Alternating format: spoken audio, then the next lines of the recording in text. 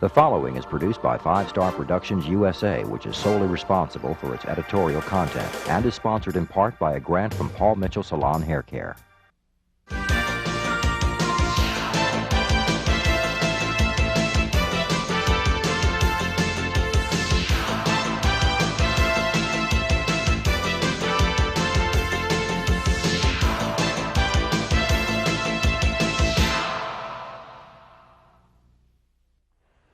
Tropical forests cover only 7% of the Earth's land surface, but they contain more than half of all living species.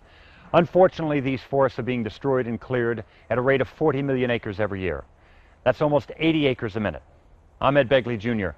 Join me on today's Environment as we discover ways to stop this and other destruction of our planet. Today, City Council is effectively reducing 9,000 reducing air supermarkets pollutants by likely a milestone. 30%. Educational programs.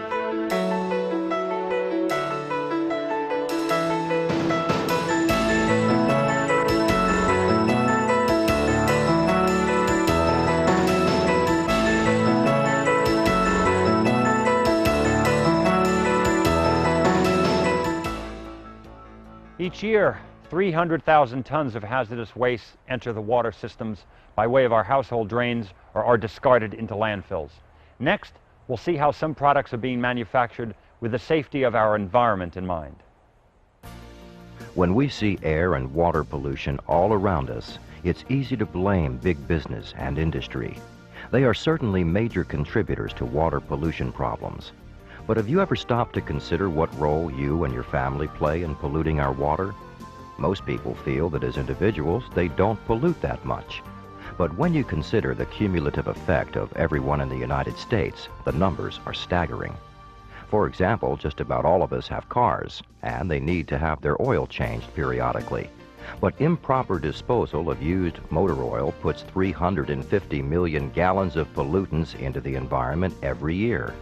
That's 32 times more than what was spilled by the Exxon Valdez in Alaska. Here's something else to consider. Every time a load of dishes or clothes gets washed, the water that goes down the drain not only takes the dirt and grime away, but it takes phosphates with it. The phosphates, which are added to soaps and detergents by the manufacturer, are supposed to make the products clean better. Unfortunately, although the dishes and clothes may be clean, our waterways are becoming more polluted. This is a price that many are not willing to pay. To put this into perspective, consider that in a community of 100,000 people, 14 tons of household cleaners finds its way into the environment every month. Some of the worst industrial polluters in the country are not producing at those levels. When the phosphates work their way into streams and rivers, they stimulate the growth of algae, which removes oxygen from the water. Before long, all of the fish and plants die, and we are left with a dead river or lake. Like dominoes, the next areas affected are the bird habitats and other wild animals further up the food chain. Shackley, a San Francisco-based manufacturer and distributor of cleaning and health products, was concerned about this problem long before ecology was fashionable. Dr. Forrest C. Shackley, a man ahead of his time, founded the company in 1956 based on the simple idea that its products should be in harmony with nature and good health. For example, Basic H, introduced in 1960, is a concentrated general all-purpose cleaner. It contains no toxic fumes, corrosive chemicals, phosphates, nitrates, or chlorine, so it doesn't harm the environment. This means it breaks down into the basic chemical building block, like water and carbon dioxide, which are naturally and safely absorbed into the environment. On the other hand, phosphates, nitrates, and toxic chemicals found in most other cleaning and laundry products tend to build up and remain in the environment for a long time. Being concentrated is another significant environmental factor. Any desired strength can be mixed to match the job at hand, which means that one general-purpose product can replace several specialized ones. Looking at it another way, there are fewer containers to manufacture, meaning raw materials are conserved. And fewer containers mean that there is less to throw away. This saves precious space in diminishing landfills. We really can make a difference if we start in our own homes and make them cleaner, safer places to live. Since each of us has a responsibility to make sure that our planet remains habitable for future generations, we can help by making intelligent choices in the things that we buy. The law requires all manufacturing plants that import, process, or produce more than 50,000 pounds each year of the EPA's listed chemicals and compounds to prove the materials were disposed of safely. Today's environment found someone who specializes in the safe manufacture and disposal of these types of compounds. Bigger is better. Economics of scale. Lower unit prices. Economists have been telling us this for a long time. By purchasing products in larger containers, we not only save money, but we help the environment by reducing the number of bottles, jars, containers, boxes, and cartons that will ultimately wind up in landfills. However, there are exceptions to the rule. Sometimes smaller is better. That's what EM Sciences, a leading chemical manufacturer, is telling us about their reagents, known chemicals that will cause a reaction when mixed with the test samples for observation purposes. A great deal of laboratory work involves testing of materials to determine their chemical composition. Testing pool water for chlorine is an example of this. When a few drops of a reagent are mixed with a water sample, it turns yellow if there is any chlorine present. However, professional chemists always like to work with fresh chemicals to ensure accurate results for their lab tests. But this means that a lot of reagents are washed away because new bottles are opened before the older ones are used up. EM Science has studied the problem and has concluded that in the case of these tests, smaller is really better from both economical and environmental points of view. Therefore, they now offer examples in smaller packages. This eliminates the waste and disposal problems. Any savings for purchasing a large container is wiped out when the price of hazardous waste disposal is added to the total cost. Smaller is also better because it significantly reduces the effects of an accidental spill, since there is less to clean up. The danger of a chemical spill is always present in a lab, and chemical containers should never be placed where there is a danger of them being knocked over. Color-coded labels with hazard codes and product information also help lab workers to handle these materials in a safer way. In the event of a chemical spill, quick action can limit the damage and health risks, but improper procedures can only make things worse. Since each type of chemical must be cleaned up using a different sorbent, equipment, and procedures, it's vital that the person or team cleaning up the spill know what they're dealing with. As a minimum, gloves, eye protection, and a lab coat should be used. In some situations, other special equipment like a mask or respirator may be required. Once the spilled substance has been identified, the proper sorbent from a spill kit should be used to clean it. This is best done by pouring a dike around the edge to keep it from spreading. Additional sorbent can then be poured in the center of the spill to dry it up. The residue from a spill should be placed in a disposal bag and identified as being hazardous or toxic waste as appropriate. EM Science provides the scientific tools routinely used in environmental restoration. Test kits from the company enable engineers and environmental cleanup crews to immediately analyze soil and water samples for pollutants. With quick results, they're able to do their job faster and more economically. As the old saying goes, if you're not part of the solution, then maybe you're part of the problem. But in this case, EM Science is clearly providing solutions to our environmental problems. In America, toxic pollution in drinking water supplies is one of our greatest environmental hazards. Among the causes are the massive amounts of chemical fertilizers and pesticides being used in agriculture and even on our own backyards. Here's some new technology that treats wastewater safely and produces a unique gas that can be converted into energy. A long time ago, it wasn't a problem when Native Americans and settlers alike freely dumped their trash in woods and waterways. With the industrial age and the growing populations that went with it, the casual attitude towards disposal of waste led to serious pollution problems. The mass production of goods to meet our demands came with a price: the discharge of wastes and effluents. Industry recognized this mounting problem and searched for a solution. Biothane Corporation of Camden, New Jersey has played a major role in providing these manufacturers with a process which fights industrial pollution by reducing organic matter contained in wastewater discharged into our environment. The system applies an anaerobic process that biologically digests pollutants in wastewater. An anaerobic process is one that can occur without the presence of oxygen. Since bacteria and not chemicals do the work, it's environmentally safe. One of the leaders in applying the use of this technology is Anheuser-Busch. Their engineers interacted closely with specialists and engineers from Biothane during the past 10 years to customize the system to meet their specific needs. Many installations depend on a collaborative effort from these types of industrial leaders to guarantee effectiveness. This is one of the 3 Anheuser-Busch breweries to use this technology. Compared to conventional aerobic technology, which relies on oxygen and requires a considerable amount of energy for operation, the anaerobic system offers a significant number of major improvements. The unique design of the digester incorporates a special separator and settling device which helps form and retain a highly active granular biomass or living matter. This biomass contains the bacteria which literally eats away the organic pollutants. This type of digester operates with no moving parts, which makes it easy to maintain.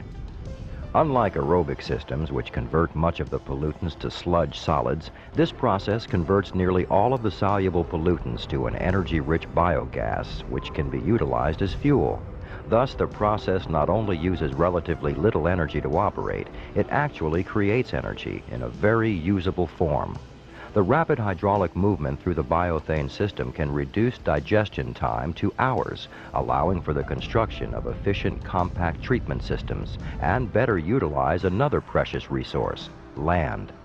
Because of the very significant rate of 90% reduction in organic pollutants through the digester, previously overloaded municipal systems are feeling less of a burden and can now operate more effectively. Municipalities can accept new discharges from a growing industrial base without the expense of expanding their own treatment facilities.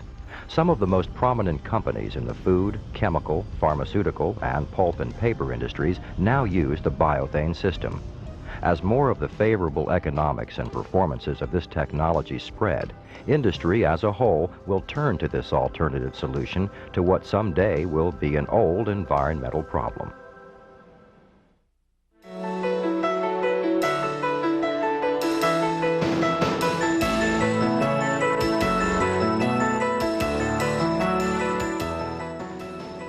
Since water is an endlessly maneuverable resource and so much of it falls each year, there should be enough for everyone. Unfortunately, there are 2 reasons why this isn't the case. Surface water, groundwater, and rainfall are all very unequally distributed around the globe. Secondly, pollution makes a great deal of our available water unusable. Next, today's environment explores the world of cleaner water. Water is our most precious resource. It's also the most recyclable, which is accomplished naturally through evaporation and rainfall, and by man, who gathers and stores water to be consumed and returns it to its source after it has served its purpose. To complete the loop, the water must be safely transported. While the ingenious system of aqueducts served the purpose in ancient Rome, it would be vastly inadequate for today's water needs. To meet the demand for fresh, clean water and the need to treat discharges to avoid polluting our resources, extensive piping, able to withstand considerable pressures and the corrosive effects of soil and water, is required. A case in point is the water supply for the city of Grand Rapids, Michigan. In the late 1930s, it became apparent that its state-of-the-art water treatment plant, built in 1912, would be inadequate to furnish the future water needs of the city. As part of the expansion of the system, the water source was changed from the Grand River to Lake Michigan. The quality of the lake water was determined to be far superior and simpler to treat than the river water. A 46-inch pipeline made from reinforced concrete pipe was constructed to transport the water 30 miles from the treatment facility to where piping was already in place to carry it throughout the city. In more than 50 years of service, the pipe installed in 1940 never leaked or caused a problem. And when the inside of the pipe was inspected, it looked brand new. In 1991, a new pipeline, this one a 60-inch pre-stressed concrete cylinder pipe, was constructed alongside the existing one, which would support the city's growth and prosperity far into the next century. Price Brothers Company of Dayton, Ohio, a builder of bridges, hydroelectric dams, and electric power plants, had constructed and installed the earlier pipeline and was contracted to supply the new one. The new Grand Rapids pipeline, like the earlier one, is a combination of steel and concrete, which provides strength and performance. The pipe is specially constructed to withstand high operating pressures indefinitely. When the installation was completed, the residents of Grand Rapids were assured of an adequate supply of clean water for their needs, a combined flow of 135 million gallons a day. But their technology is not limited to the Great Lakes. For years, Boston's antiquated sewage system has allowed improperly treated water to flow into its harbor. To halt the flow and permit cleaning of the bottom, a treatment facility is being constructed as a part of the overall cleanup project. At the heart of the Boston Harbor project is an outfall structure at the end of a tunnel 9 miles from shore. Price Brothers manufactured the fiberglass reinforced plastic piping, or FRP, that brings the treated effluent up from the tunnel to the clean ocean floor, where it will be dispersed through a unique diffuser system. The pipe, which was specifically designed for the job, is the thickest walled FRP pipe the company has ever manufactured. Piping technology is also being provided to public works projects in developing areas like North Africa and China by Price Brothers Company. It will ensure safe, reliable resources for the lifetime of these children and beyond. Heating is the largest energy expense in most homes, accounting for close to 2/3 of annual energy bills. If every gas-heated home were properly caulked and weather stripped, they would save enough natural gas each year to heat 4 million homes. We learned of one way to keep valuable energy in your home. Prehistoric man was a cave dweller. He had very little heating and certainly no air conditioning, but it really didn't matter because the caves naturally maintained a constant year-round temperature. During the Middle Ages, housing for the elite featured open windows to let in light and cool breezes in summer, and large hearth fireplaces to provide heat in winter. With the invention of window glass, housing became much more comfortable. The windows let in light, and yet they provided protection from the cold winds. In a way, all of these early dwellings were in balance with the environment because they used very little energy. However, by the 1950s, heating and air conditioning systems had begun to change the way we lived. It became possible to live in a completely climate-controlled environment. All you had to do was set the thermostat. If it was cold outside, the heat kicked in. If it got hot the next day, the air conditioner cooled things down. When energy was inexpensive, it seemed like the perfect way to live. However, political and economic forces around the world today are making us painfully aware of the high cost for energy. We must realize that our natural resources are limited. In the search for answers to the energy problem, Tampa Electric Company selected Libby Owens Ford, one of the world's leading manufacturers of window glass, as a partner in the Optimar project. Teamed with other suppliers, they designed a 2,200 square foot solar house in Mulberry, Florida. The objective was to build a house with an average monthly energy bill of only $61. That's less than half the average cost of most homes of that size. Low emissivity window glass and passive solar design principles are two things that contributed to achieving the goal. To understand how their system works, it helps to first know how ordinary windows affect the heating and cooling of a traditional house. When direct sunlight shines through a glass window, it's converted to heat energy.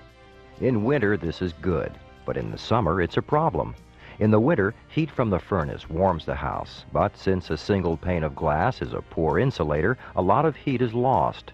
Therefore, all year round, energy must be used to overcome the inefficiencies of the windows. In the Optimar passive solar house, all of the windows are made from double-pane glass with wooden frames and interior blinds. The glass has a special transparent film coating on the inner surface.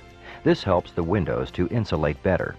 By strategically locating the large windows so that they are exposed to the low midday sun in the winter, each window acts like a solar heater. These special windows can contribute up to 2.5 times more heat during the day than they lose over 24 hours in the winter. Usually these windows are on the south side and smaller windows are on the north side of the house. To prevent direct sunlight from shining into the house during the summer, a wide overhang on the roof was used. The double-pane windows also prevent condensation and frost. Libby Owens Ford and its partners on the Optimar project have shown that innovative products and passive solar design principles can be used to build practical, energy-efficient houses with no compromise on modern convenience or comfort. By the year 2009, 80% of the remaining landfills in the U.S. will be closed. The difficulty in getting new landfills sited is due to community resistance and stricter developmental regulations. Next, today's Environment explores another environmentally sound solution. Some scientists believe an amazing 99% of all plant and animal species to ever exist on Earth are extinct. While most of the species died of natural causes, the fact that mankind has played a role in this destruction cannot be overlooked. During the last century, scientists and world leaders have led efforts to conserve the world's natural resources and protect endangered species. New demands are being placed on everyone, from individuals to major corporations. A worldwide effort is on to save our resources. From fast food companies to utility companies, corporations are working harder than ever to make up for lost time. Commercial fishermen have taken full advantage of a bountiful sea, a sea that's inhabitants are diminishing too rapidly to reproduce. According to the U.S. Department of Agriculture, Americans eat over 20 pounds of seafood per person each year. The Central Power and Light Company, a subsidiary of Central and Southwest Corporation, is helping to replenish some of the declining supply of marine life. The utility donated land, water, and fish stock to create the Vaughn Hatchery in Corpus Christi. Since the hatchery opened in 1982, it's supplied nearly 10 million young redfish every year to restock the state's coastal bays. The fish are producing at 3 times their normal rate. This is due to a simulated season cycle process, which convinces them weather and light conditions are just right to multiply. Spawning occurs in circular tanks. The eggs are taken from the surface and moved to incubation tanks where they hatch in about 24 hours. The newly hatched fish are transferred to an outside rearing pond, and in just 30 days, they're ready to take the big plunge into a Texas bay. Researchers aren't stopping here. They're looking for new ways to restock our waterways with snook, tarpon, and even speckled trout. Some land-loving students in Owasso have teamed up with Public Service of Oklahoma, another Central and Southwest company, to preserve one of America's prized species, the barn owl. 6 barn owl houses were built in 6 different locations around Oklahoma. The Owasso High School Science Club built, designed, and installed them after studying the barn owl closely for many years. They found that barn owls do not build their own nests. When barns aren't available, the owls will search out a hole or cavity on a cliff or a cave. With help from the shop teacher, art department, and a special discount from the local hardware store, construction began. These 4-foot by 4-foot nesting houses stand about 6 feet above the ground on utility poles supplied and installed by Public Service of Oklahoma. The poles are equipped with predator guards to keep raccoons, snakes, and possums away. Every attention to detail was taken. The roofs are covered with felt and asphalt shingles and will have a 1-foot overhang around the entire structure. The houses are expected to be standing 40 years from now. This is another example of people working together with the help of local companies to save our wildlife. You can have the biggest effect on energy use by altering the way you get around. Taking the bus reduces the amount of energy consumption by 42%, 52% with commuter rail, and 66% by carpooling. Best of all, you can save 100% of your energy consumption by biking or walking. I'm Ed Begley, Jr. Join me next week as we explore more environmental solutions on today's Environment.